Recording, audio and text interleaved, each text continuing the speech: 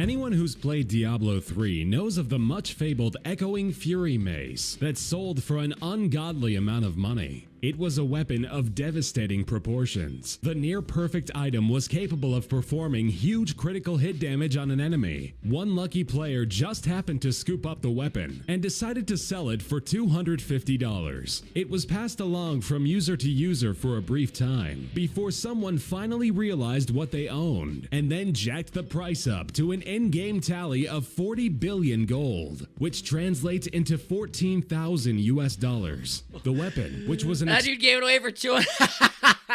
extreme rarity in the game, was snatched up at that price by a user named Hyven, and the seller made an easy buck, much to the disdain of the individual who first sold the weapon, for a measly $250.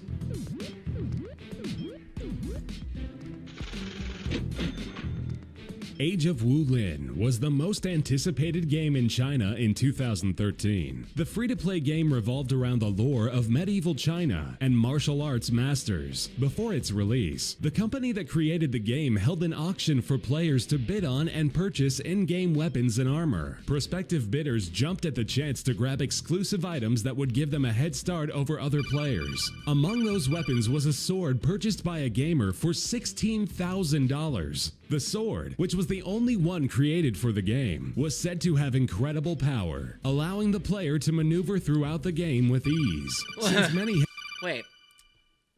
At the release of the game, they gave out a sword to this guy for 16 grand that was never to be made again, and it was insane. What the fuck?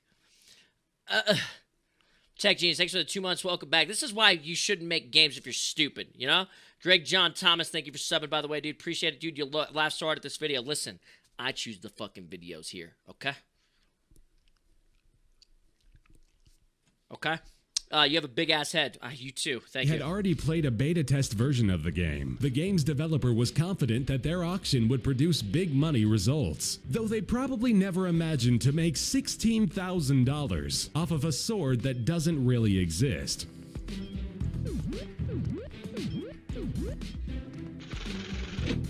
Before the game came out. In 2004, a man named David Story made a very smart investment when he purchased virtual property on the game Entropia Universe. The real estate known as Treasure Island was auctioned off at $26,500. The sale of Treasure Island sent shockwaves around the gaming community because it was the first of its kind. The fictional island located on the game planet of Calypso featured beachfront property and locale next to a volcano. It also included a castle and promised massive in-game revenue potential. Despite the hefty initial investment, David made all of his money back the first year by taxing visitors for mining and hunting around his in-game property. He gets a percentage of any loot found on his estate from the hundreds of people who visit each day. For the last 12 years, he's earned a profit of about $36,000 annually. At one point, he was annually?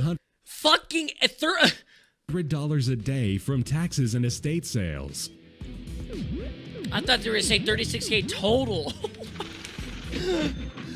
My Dixie wrecked. I appreciate that. Okay. Creative Prague, thanks for the resubs, guys. In 2013, a Dota 2 player sold an extremely rare animal sidekick courier for $38,000. The buyer quickly snagged an ethereal flame pink war dog because of its rarity and for bragging rights. Couriers travel alongside the player, collecting items to transport back to the team and vice versa. They have other special features, but that's pretty much the extent of their use. According to the buyer, the war dog is the most sought-after courier type. Ethereal Flame is the most sought-after effect, and the shade of pink is very sought-after. This combination makes it extremely rare and one of a kind. The pink glow effect comes from the earliest version of the game and cannot be duplicated today. This pink pal is only one of 4 ever to be owned in this hugely popular online game. Damn, one of 4. Kevin Alderman, the founder and CEO of a United States-based virtual real estate company called Arrows, created a fictional version of Amsterdam in the game's Second Life. After painstakingly constructing the city and opening it up to the general public, he sold it for a whopping $50,000. The virtual version of the Netherlands' famous city features marketplace shopping and prostitutes. After Alderman spent days meticulously recreating every aspect he could incorporate from the true-life red light district, Alderman and Associates built Amsterdam using high-resolution photos of the actual city, a technique that wasn't used before then. A majority of the shops in the city sell virtual sexual merchandise. There are also avatars posing as streetwalkers that openly solicit cybersex for pay to incoming visitors. Alderman sold the fictional town on eBay, the first virtual property sale on the website, and was purchased by 3Dutch.com, a division of Netherlands-based media company Boom BV.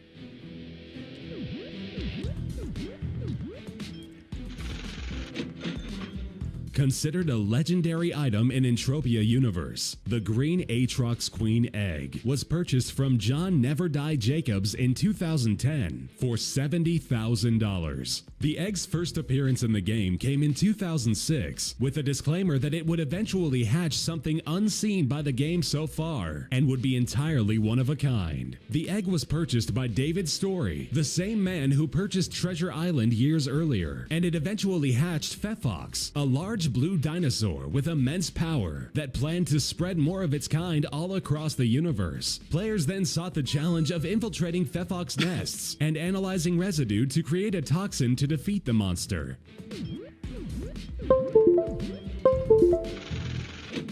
In 2013, the Entropia universe sold yet another massive deal, this time to a group of investors, led by a player called Modified ACOS Power. The band of associates pulled their money together and bought the moon. The newly discovered celestial body, known as Monria, was bought for a hefty $150,000. The creators of the game, MindArc, optioned a partnership with the ACOS troupe. Whatever profits come from player interactivity on the planet, MindArc would split with the new owners. They would work together to model and shape Monria to whatever development they deemed appropriate. The Moon Estate includes a lunar command center, 2 lunar habitats, and 8 subsurface caverns filled with unique creatures and rare resources. ACOS was given the opportunity to remold the celestial object in whatever fashion he desired, as long as it was granted by the creators at MindArc.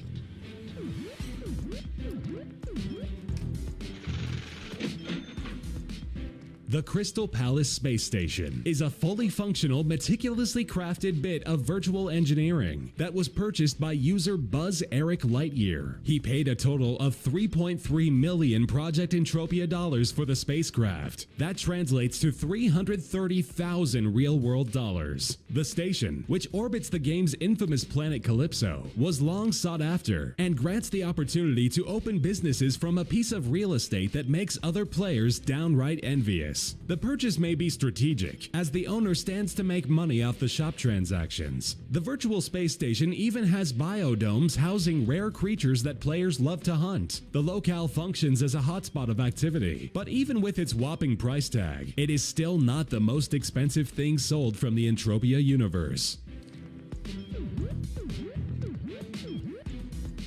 What kind of games have I been playing, dude? There are some very savvy investors on Entropia. The same individual who purchased the green Aatrox Queen egg, John Never Die Jacobs, also went to impressive and obsessive lengths to capture a highly sought-after orbiting asteroid. In 2005, Jacobs mortgaged his real-life home for a little over $100,000 in order to purchase a virtual asteroid. After obtaining the property, lots of offers from other wealthy players started rolling in. After a few days of declining the offers, Jacobs crafted the asteroid into a space resort and titled it Club Never Die, based off his avatar name. It was equipped with a stadium, a shopping center, and biodomes, and earned him $200,000 per year from people buying its goods and services. In 2010, he sold Club Never Die for an incredible $635,000, proving it to be a tremendously well-calculated investment.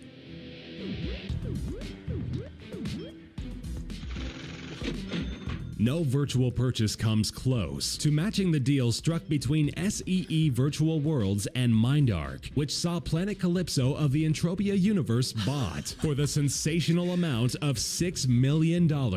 Planet Calypso operates under the umbrella of Entropia Universe and has over 950,000 registered accounts since coming online in 2003. This sale broke the world record for the most expensive virtual purchase ever. The deal also included the purchase of all assets of the First Planet Company, another subset branch of MindArc. This allowed SEE to have complete control over Planet Calypso and other worlds for Entropia, including Planet Michael, a virtual planet based on the works of Michael Jackson. SEE made the massive purchase in an effort to get a foot in the door regarding the MMO landscape. Although the partnership between MindArc and SEE was ultimately scrapped, the initial sale of the planet was confirmed by Guinness Book of World Records as the largest amount paid for an intangible in-game property ever. Bro, what was I doing in life when this video game was a thing? I don't understand. What the fuck was I doing when Entropia was out? Did any of you guys play that game? Imagine spending $330K on pixels, dude. I can't even imagine. That's insane. Imagine selling your fucking house or mortgaging your house and to buy something in a video game and then turning that into $200K a year and then eventually selling it for $650,000. I just can't even. That's fucking insane. How about the guy who made a killing on fucking Second Life, making Amsterdam? Fucking nuts, dude. Yo, Dedo, Big Dog, Razor, thank you guys for the subs and resubs. Synergy, have you heard of the game For Honor? Cool Rise style game based on around PvP. I have heard of it. I've seen it. It looks like it could be okay. I don't know. I don't know if I'll like it, though. I apologize for 3 months. Spoonerism, 32 months. Sub Spoon. Freenia Brothers, thank you for the 2 months. Welcome back, guys. Thank you, thank you. That's fucking nuts. That was a great video.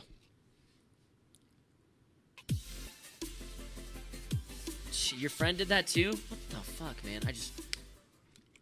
That's such a huge risk. T-Mot, thank you for subbing. Welcome, Warrior Squad. Riot233 Live, thank you for subbing. Black Sword, Yoru, thank you for subbing. Welcome, Warrior Squad, guys. I appreciate it very much. Thank you, thank you.